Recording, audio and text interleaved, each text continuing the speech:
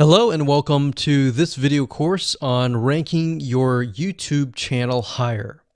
All right, so this is video number 1, and this is going to be the introduction to the YouTube video traffic course. Now, before we talk about the course, I want to make sure that you're in the right mindset.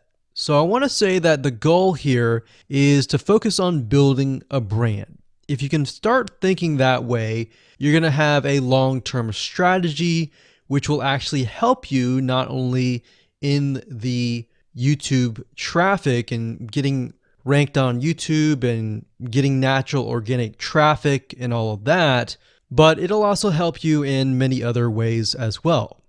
Now, while that may not make a lot of sense right now, it will in just a second. Now, this is not about throwing hundreds or even thousands of backlinks at your YouTube channel properties or videos. What you really want to do here is to focus on quality and not quantity here. And by doing that, it will actually help you in the long run, as you'll just see in just a minute. So before we get started and talk about the course, what I want to do now is give you a quick overview of what's inside this video course. Video number 1 is the introduction, of course. Video number 2 is what this is not about. And I want to make sure that I cover this because a lot of times when we talk about ranking on YouTube or Google or getting traffic or of any sort, there's a lot of assumptions that are made. So I want to make sure that we cover those assumptions and possibly roadblocks that are blocking your way. Video number 3, we'll talk about what Google wants and the strategy. If you understand what Google wants, then it'll make more sense on what the strategy is all about and how to implement it correctly. Video number 4, we'll talk about the ring, which is the strategy here. And of course, video number 5, we'll talk about how to automate the ring. Video number 6, we'll talk about account creation. And video number 7, we'll talk about how to outsource the account creation and the very tedious process of building the ring. And of course, video number 8, we'll talk about testing this out. And while that might seem a little bit simple, it really is and does take some time to make sure that everything works. So with that said, let's talk about getting started and what you're going to need. You're obviously going to need a product or service to sell. You're going to need to have a YouTube channel. You're going to definitely need to have money to outsource. If you do it yourself, it's going to take about a week or sometimes 2 weeks. But once it's set up and is good to go, then everything is automated. But at the end of the day, your time is valuable, so I recommend just outsourcing this process. But knowing how everything works and all of that will allow you to teach whoever you outsource this to, or you can pick and choose people that we will recommend that we have used personally to set things up for you as well. So with that said, let's move on to video number 2. Hello and welcome back. This is video number 2, and we're going to talk about what this is not. One of the biggest mistakes that we see a lot of people make is they assume that they know certain things, they know the strategy, they bring in what they already know and what they've seen work, and automatically assume that that is what the strategy is about. But by doing that, what ends up happening is we see that people set themselves up for failure. And we don't want that for you. We want you to be able to succeed as much as possible. So that's why I'm covering what this is not. All right. So to ensure that you're able to successfully implement this strategy, we want to discuss things that you do not want to do. So as I mentioned earlier in the previous video, this is not about throwing hundreds or even thousands of backlinks at your YouTube channel or at your properties. In fact, YouTube has become very, very smart in figuring out if you are actually gaming the system. So what we're trying to do here is think of a strategy that works long term. So you want to focus on quality and not quantity here. It's better to get a few backlinks that are of quality rather than getting thousands of backlinks that don't even relate to your content. And we're not talking about automated softwares either. So like I said, Google's very smart in figuring out how to detect fake backlinks or computer-generated backlinks. They're able to detect patterns. So what you're trying to do here is not follow any sort of pattern whatsoever. You want to make sure that it looks natural as possible, because otherwise Google will penalize you in the future. May not be this month, may not be this next year. It may be the 2 years later kind of thing, or it might be even this month. So what you really want to do is focus on a long-term strategy that is going to last. Now, obviously, we're not going to know exactly if the strategy is going to last or not, but part of the strategy is figuring out what Google wants and fulfilling that. Now, one secret to knowing whether a strategy will last or not is to ask yourself these questions. So this strategy, along with other strategies, you should ask this question over and over. Is this a shortcut? And does this seem spammy? And best of all, will this upset your visitors? So the people that are coming to your YouTube channel via google.com or any other site, is this going to upset them? Because if it does, then guess what? Google is not going to like what you're doing, because they care more about the people that go to Google or go to YouTube and type in a keyword. They care more about them because they are who they are catering to, essentially. So now that that is out of the way, let's discuss what Google wants, which is really the crucial step in understanding why the strategy will work. So now that you have an idea, don't upset the visitors. If it's spammy, if it's a shortcut, this is going to upset them, right? So what is it that Google wants in relation to this? Well, we'll talk about that in the next video. Hello and welcome back. This is video number 3, and this is all about what Google wants and the strategy. Now, we don't know exactly whether this is true or not, but based on the data that we have seen and based on the data that not only has worked for us, but for many others, is that Google likes brands. Now, it's not necessarily that they are particularly liking brands because brands make a lot of money or anything like that, but what we've realized are certain variables that make a brand stand out. So they don't exactly go out and tell people that they like brands, but based on the data that we've seen, we have seen brands rank better. So why is that? Why is it that Google seems to rank brands better? It's because brands last long term, and they oftentimes provide value. Remember, going back to what makes the visitors happy, it's the value that they are offering, right? At least the majority. So you'll notice that brands tend to have a really good following of fans that love their content. So why is that important? Well, their concern isn't really necessarily the brand, but giving people that are searching certain keywords on Google or YouTube, giving them what they want. Now, you'll notice that brands attract a consistent following as well. So Google likes it when they find that there's not only a good following, but a good engaging and good interaction.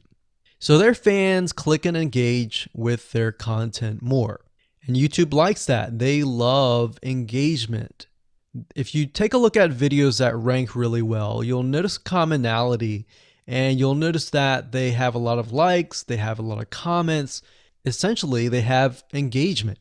And engagement is essentially the currency of YouTube. So whether somebody gets a bad comment or a good comment, a comment is a comment. A comment essentially, if you think about it, is worth about $1. Now, we're just saying that because it's like currency, engagement. Now, this means there is a higher CTR, or in other words, click-through rate. So if you have fans that really love a specific brand, they're most likely going to come back over and over again, right? So higher engagement is what Google likes to see. Higher engagement means that the fans really like the content. So this is based on the data that we have received and based on the data that we have observed.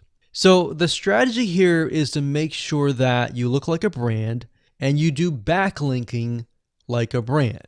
Make sense? So what does backlinking like a brand look like? Well, if you think about the visitors that are coming to that brand, they are looking at it, they're engaging with it, they're sharing it with their friends. Now, like I said earlier, there's no exact this is the way it is, but based on the data that we have gathered over the years and what we see what works and what hasn't, we can safely say that looking like a brand will be better for your YouTube channel. And of course, gathering a fan base and a good following that is interacting with your content is also key. Now, if you look at brands, they have many social properties besides YouTube channels. They've got Facebook.com, they have Twitter, they have Snapchat, and more. So it only makes sense for your brand to have the same properties in your brand name and interlinking to each other, right? So let's say, for example, that you upload a video to YouTube. Then it's going to make sense for you to post that same YouTube video or share it via Facebook, Twitter, Snapchat, and more. So essentially, we're interlinking them together. And that kind of brings us to this strategy, which is the ring. You're basically interlinking everything together. So like I said, for example, you post a video on YouTube, it needs to be pushed to Twitter, your Facebook fan page, and other social properties. And fortunately, because everything is going to be automated, once you do that, it will trigger and it will automate the whole process. So it makes sense because your fans will be located at these different social properties. So some people will be at Facebook, some people will prefer Twitter, and some people will prefer maybe Snapchat or Instagram and other social properties. But if you think about it, it sounds very time consuming and tedious, right? And yes, it is, but once everything is set up, it will actually make your life a lot easier. But like I said, don't worry, we're going to show you how to speed things up with a few dollars. So with that said, let's move on to video number 4. Hello and welcome back. This is video number 4. And we're going to talk about the ring, which is the strategy. So in the previous video, we discussed why having different social media properties interlinked together can help Google see you as a brand who is sharing your content to your audience. In other words, these aren't just random backlinks, but links from big sites that are branded towards your company. And this is why this is super targeted and is much more powerful than a simple backlink. Make sense? So now let's take a look at what this looks like in real life. So let's head on over to our nifty mind mapping software. I'm going to map things out so that you're going to be able to visually see how it all works. Okay, so to better understand how this works, we're going to map things out. Now, before we map things out, I want to start with some basics, and let's just pull this out here. So essentially the concept here is as you're building your brand, you're going to have many different social properties. And let's say, for example, this is the Facebook fan page. So that's your fan page. And We've got the YouTube channel over here because that is our end goal, is to have our YouTube channel get ranked higher. So essentially what we're doing is we're getting a backlink from this to here. And this could be Facebook, it could be Twitter, it could be Instagram, it could be any other social media platform. But it has to be branded towards you. It can't just be somebody else's fan page unless it is actually related. But if it's related and if it's branded as yours and it's linking to your YouTube channel, that essentially is a vote of confidence, but also it shows YouTube that you're interlinking. So that's basically the concept here. Now, if we dig a little deeper, basically what we want to set up is every time we upload a YouTube video and it gets posted, maybe it gets posted publicly, what ends up happening is we push that YouTube video and get it embedded onto the Facebook fan page, the Twitter page, the WordPress page, and all of that.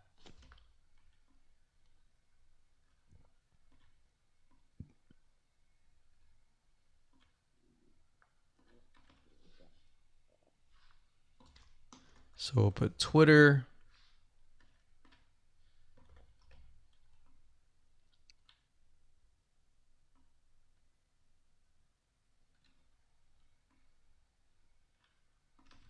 And we'll do WordPress.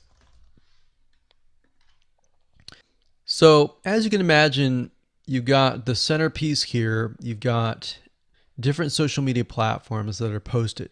Now, there isn't necessarily a set rule where you have to post it to X amount of social media properties. It can be 5, it can be 10, it could be 20, it could be different social media platforms. But in order to execute this and get it correctly, you will need to make sure that the platform that we use to automate this process actually supports that specific social media platform. So essentially this is what works, and this is basically what it is. So obviously in order to get this to work, you'll need to have a YouTube channel, you'll need to have the Facebook fan page, you'll need to have all these items in hand. So you'll need to have the username and password and all that. And we'll talk more about account creation later, but I just wanted to give you kind of a gist of what everything looks like and the visual map of it all. Hello and welcome back. This is video number 5. We're going to talk about how to automate the ring. Now that you understand how everything is interlinked, how everything is connected, and how you can kind of be creative and make your own ring. So after viewing the previous video, you can imagine how tedious and overwhelming it is to have to maintain the ring, much less get it set up yourself. But lucky for you, there is a way to automate it once you have set things up. It's getting things set up is the tedious process. Now, there's a software platform called IFTTT, and there's another one called Zapier.com that allows you to automate the process of moving content all around your social properties. So you could take a YouTube video and have it pushed to your WordPress site. And by pushed, I mean have it embedded on your WordPress site and then have it shared on your Facebook fan page, your Twitter page, your Instagram, and all of that. So you have essentially what we call triggers that whenever the trigger happens, then something else happens. So what IFTTT stands for is if, then, this, that. So if this happens, then what kind of deal. Now, between the two, Zapier will cost you a lot of money after a while. A lot of times they'll give you some free triggers and zaps, which is what they call it. And beyond that, it will cost money. Whereas with IFTTT, it's just as good, but it's free. So let's hop on over and show you how IFTTT works. Okay, so if you head on over to ifttt.com, that's ifttt, 3ts.com, you'll see this page. You can go ahead and create an account, and you'll find a lot of really cool, interesting triggers, is what we call it, in ifttt. So what a trigger is let's say you upload a YouTube video, and then the system detects that the video has been uploaded. What do you want to happen after that happens? So if YouTube video has been uploaded, then post it to WordPress.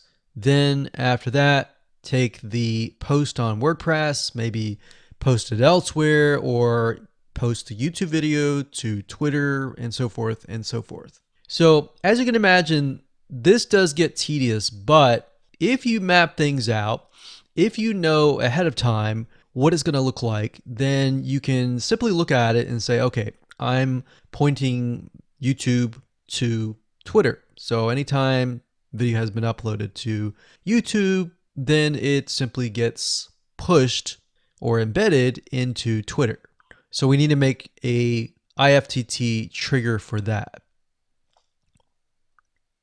So to do that, it's very easy.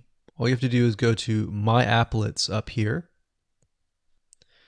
and you can do a search for applets. Now services over here, I'm not going to click that, but this tab here allows you to essentially connect to all the services that you're going to be using. So for example, as you can see here, I've got Tumblr to Weebly, RSS to Google Drive, a YouTube like to OneNote, YouTube like to Facebook page. And the reason why you might want to have YouTube likes is, let's say for example that you already have maybe 50 videos on your YouTube channel, but you want to find a way to get those videos embedded. So what we figured out is that YouTube likes is the way to go. So obviously you can't re-upload a video that hasn't already been uploaded and is already getting thousands of views. The way you go about it is create a YouTube like trigger so that you can simply like it, and then it gets posted to throughout your network.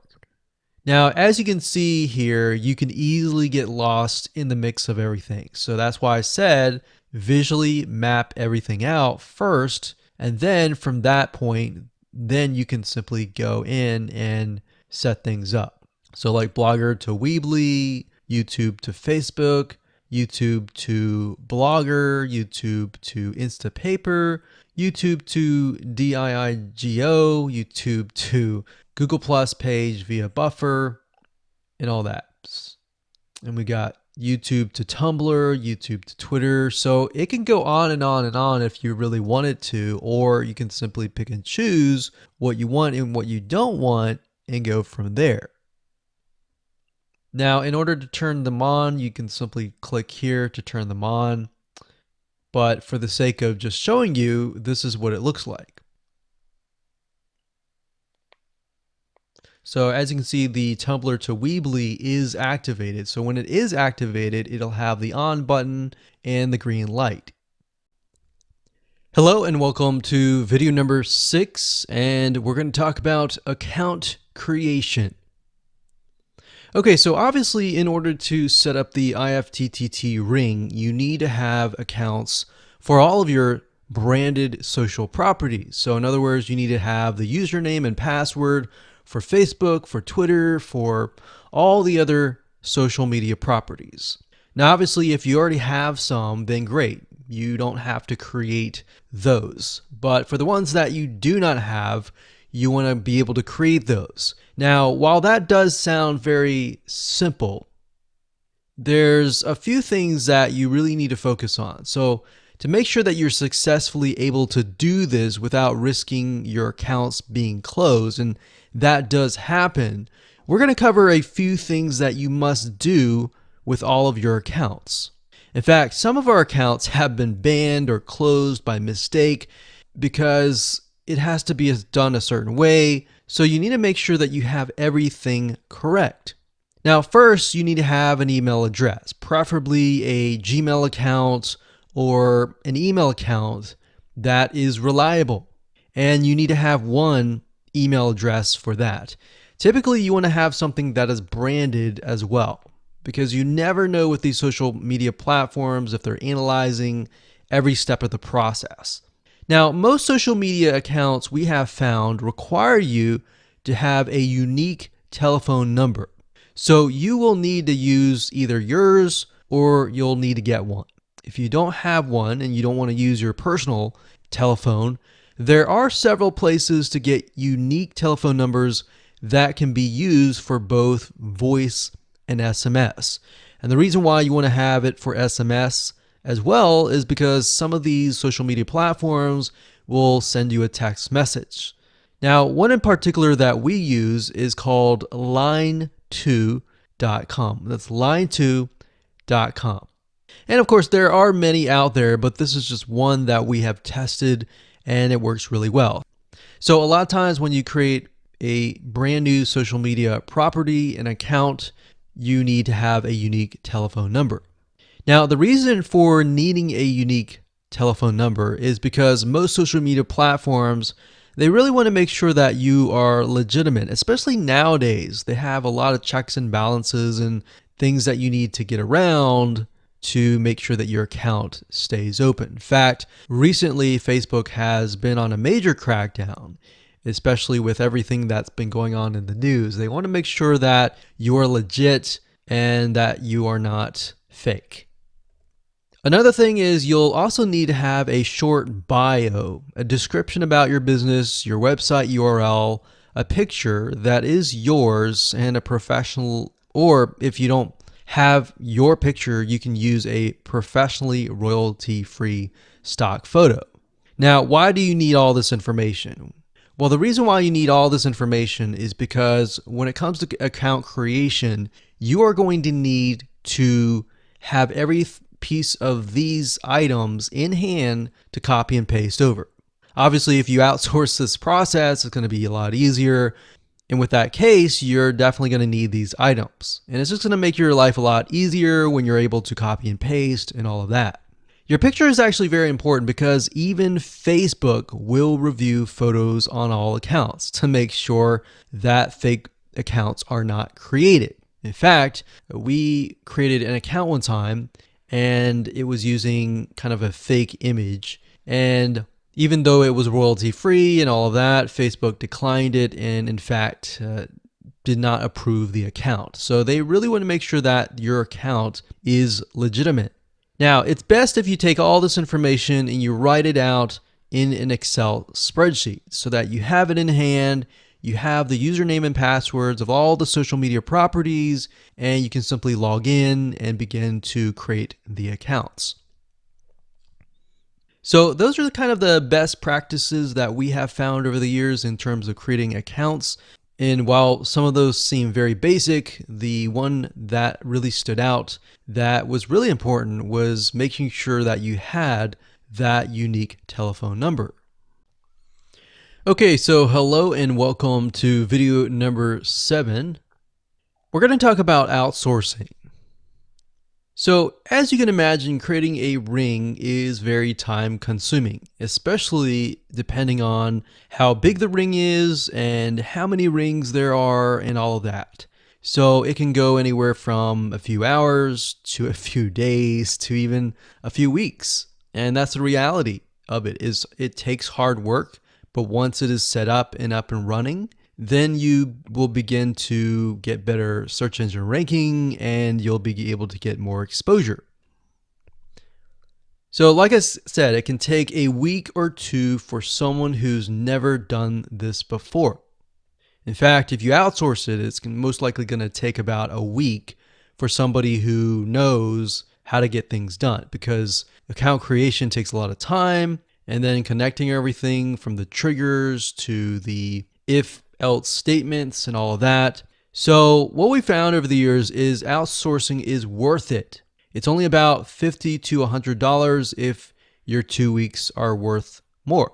Obviously, if you're struggling with money and time is of essence and you have a lot of time, then you can set these up yourself. But for the most part, we found that you really need to focus on your business and on whatever you're promoting. So go ahead and outsource this and it'll be worth your while. So let's discuss where you should go to find someone, and lucky for you, we've actually used several of these places. So we will show you particular vendors and freelancers that we have used so that you can simply just copy and paste. So what you want to do is you want to go to a specific website called legit.com with two I's. So LEGIIT.com. And when you get to this page, you want to type in IFTTT up at the top in the search bar, click enter, and then you're going to see a bunch of freelancers that can provide this service. So as you can see here, it says I will create an IFTT network, and as you can see, there are like 4 different rings. So typically one ring will cost you about $50. So this guy here, his name is Gemini Guy. We've actually used him before and gotten fairly good results. And what he'll do is all you have to do is give him the information for, like I said, the accounts, and have the username and password. And what we usually do is we create a brand new email account. So it's nothing related to the old business accounts or anything like that. So it's a new email account, all the information on a spreadsheet, and then we send it over to him. He creates the accounts, and then he logs into your IFTTT account, which you'll need an account for that as well, and then he'll set everything up. There's a lot of people that are doing this type of stuff. Some are doing like video embeds, and that's another thing with YouTube. One ranking factor is the more embeds, the better. But the more embeds that are done on a branded social property or a property that is actually related to your theme, that is actually better. The reason why is an embed is kind of considered a backlink to YouTube. So if we were to create a IFTT network that is specifically creating as many embeds in different social media properties, that can help as well. So we can have a ring or several rings, and on top of that, we can have video embeds. Now, the nice thing about legit.com is it's really focused on a lot of online marketing, SEO, and other different services like backlinks, PBN links, and all of that. But what we found is you don't want to get too fancy. You want to start out slow and work your way up. Because if you start just throwing a bunch of backlinks or even video embeds right away, it doesn't look natural, right? If you release a piece of content, sometimes it can take a week or weeks until you start getting hundreds or even thousands of likes or engagement. So you don't want to throw thousands or even hundreds of thousands of backlinks right away, right? So that's not going to look natural. And going back to what we talked about earlier in the previous videos, does it look natural? If it doesn't look natural or doesn't seem natural, then that can be a problem. So legit.com is an awesome site to go to. And this guy right here, Gemini Guy, like I said, is someone that we've used. Now, obviously, you can go to these other people and look at the reviews and see if they have good reviews and see what other people are saying. Hello and welcome to video number 8. This is all about testing and making sure that you understand how to test it to make sure that it works. Because I will say, once these are set up, a lot of times, sometimes they work. A lot of times, sometimes one of the items throughout the line does not work. So I'm going to show you how to troubleshoot it. So whether you created the ring yourself or you hired somebody to do it, testing is very, very important. In fact, we outsource most of our rings, but yet we still have to go back and test it out. A lot of times when these freelancers are in the mode, they'll test it out, but they're really relying on you to test it out because they can't upload a YouTube video to your YouTube channel unless they have access. And a lot of times we don't give them access for, privacy and security reasons. So let's go ahead and discuss how to do that. So let's hop on back over to IFTTT and I'll show you how you need to test things out. Okay, so we're back at IFTTT, and what I recommend that you do is you open up the Excel spreadsheet that the freelancer gives you or that you've created yourself. And on that Excel spreadsheet, it should have your username and password and all the links to all of the accounts that were created. So in that case, how do we test it out? Well, obviously, we're going to need to upload a video to YouTube. Now, I'm not going to do that now, but if you upload that, everything should work throughout the network. So the way you can test things out is simply by going to the websites that are in the Excel spreadsheet. So once you go there, if it has been posted, it works. If it's not working. If it's not working, then you'll need to kind of troubleshoot it. Either get the guy who created the ring to help you out, or if you did it yourself, this is basically what you need to do. So you need to check through and figure out what's not working. So if we found that the YouTube video is not being posted to blogger.com, we need to figure out why. So we need to go to the applet. So this in case is the YouTube like to Blogger. So it's a little bit different than the upload to YouTube channel. But if we click on that, you can see here that we have the applet that goes from YouTube like to Blogger. So if we click on this here, you can actually get a better view of what's happening. So basically anytime a YouTube video is liked, we create a post on Blogger, we put the title, we put all this. Now we need to figure out why. Usually a lot of times the reason why it's not posting is because it's not connected to the account. So you want to make sure that it's actually connected. If it is connected, then sometimes you'll need to look at, for example, this. Is it posting the title and maybe not the video? Or is it not posting everything? If it's not posting everything, it usually means it's a connection issue. If it is posting like the title but not the body or the YouTube, then maybe it's the embed code is incorrect. So you can check that. So really what it comes down to is just trial and error. But if you really outsource this, it's really going to be a lot easier. But that's what we found to be the case, and most of the time is that the services are not being connected. And I will say IFTTT, sometimes it's can be hit or miss. And sometimes in that case, the services may or may not be working. And that's really reliant sometimes on the YouTube channel, the social media platform, and all of that. So hopefully those tips can help you along the way when it comes to testing.